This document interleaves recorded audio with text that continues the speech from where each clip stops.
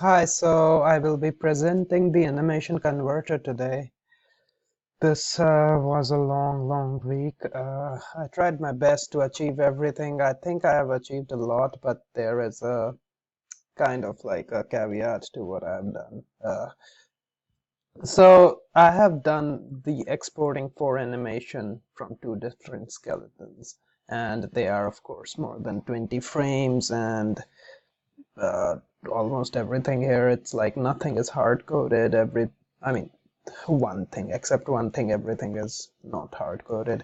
I have done switching animation, looping, it always loops, fast or slow, backwards, forwards, pause, play.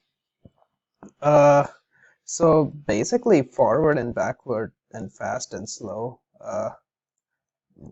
are working together. So anyway, getting to what I have done, the thing is that I had to make two different versions, one human, one teddy, because my skeleton is not working right now. So it's like I can't use both skeletons. It's like yesterday I got my data working. It took a long while. I have a lot of things there. So in my animation data, you can see like I read through the file, and the file I can show you the file. This one is humanoid. So I take the humanoid.spu, I set the animation data run, and once this is done through finding the particular chunk, and it gets loaded. So my clips are working pretty good. I even have a clip manager. I can even load like Teddy's clip. The problem is with my skeleton, and like I did the clip thing first, setting up the clips, but when it came to the skeleton, I just like there's too little time for me now to actually like create a manager and actually have an animation controller, which I like started on, but it's kind of futile at this point. So what I'm doing is making two separate projects. One of them uses the humanoid skeleton, the other one uses the teddy skeleton, and I'm gonna show off all the features respectively. So a clip manager is just a manager, manages the clips. In animation data, I go and take the file and read. So like it's hard set to 80 right now. That's the only hard setting I have done, because this is something I have to design it design the controller to get rid of a lot of things here, because it's getting kind of like a lot to do. Anyway, so I read through the bones and I allocate them. Then inside the animation data, I do the clip name and model file name. This is used to basically find the chunk. So I read through the clip, like go through all the clips as well, and I have a header which brings me information about, like for example, so like there are these animation structures that I use to extract the data out of the importer side.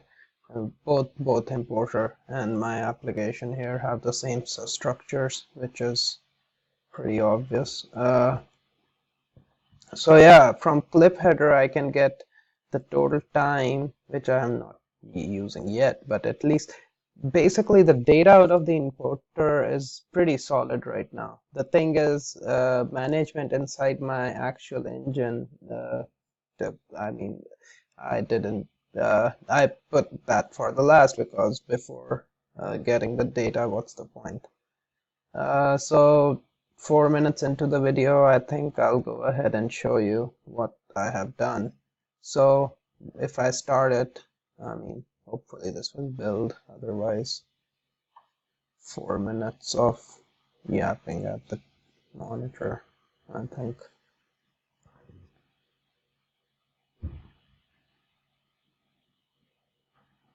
So you can see this thing starts running. I have put in description the controls, so 0 and 1 are used to switch the clips. Oh no, use 0 for, it's not pretty good. Use 0 for clip 1 and space for clip 2. So 0 is the punch clip and the space is the running clip. And if I press F right now, if I press F right now, it should start going faster and forward. If I press B right now, it'll start going backward, and so you can see the change in speed. So for example here, we were required to play pause, so right now it's playing. I can press B and it'll pause. If I press R, it'll reset to its original state, and so the play pause are covered forward, backwards I already showed you. Fast and slow, I basically, when it's playing forward and backward, it's playing faster and slower, so I can show like I can actually increase and decrease the speed of the animation. And other than that, it is looping, and I can switch between a couple of animations. Like if I press 0, it goes to this animation, and it's clearly more than 20 frames. 20 frames is nothing. I mean, that's what it says here, I think. Yeah, I need to be 20 or more frames.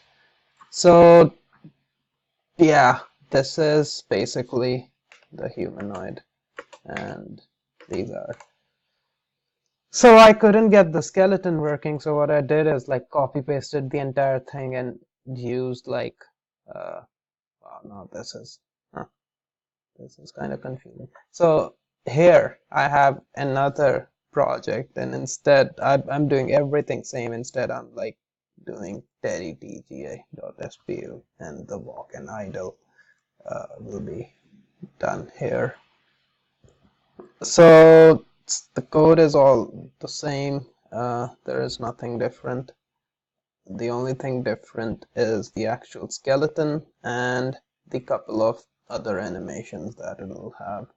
So as you can see, it's walking faster, it's going backwards faster, and if I press 0, it changes to idle. I can reset the speed, I can pause it, I can reset it, pause it, reset it, and can change the animation again. Have some fun with it, it's pretty cool. Like if I press F and go back. This animation is pretty much in sync, I feel, except there was like a little jitter at the end of it, so I'm like, is one frame being dropped here or something? I'm not entirely sure, but this is what I have achieved in my project, and I hope this is good enough, because all I need right now is better architecture and better management of my stuff, so I don't have to make 2 projects to show the couple of skeletons that I could do, because the data is all there, as you can see. The only problem is, I mean, maybe I should go in here to confirm that even in here I'm not hard coding anything except this bone, and I think the bone numbers have to be hard coded anyway. The only thing is, I mean, I couldn't like do a new here either, you know, so that's a problem, like, because it's game object. I was just very confused, and I had few hours to fix this, and I really couldn't. So I hope this is good enough, and hopefully it won't cut too many marks out of it. Well, thank you. That was my presentation for today. Goodbye.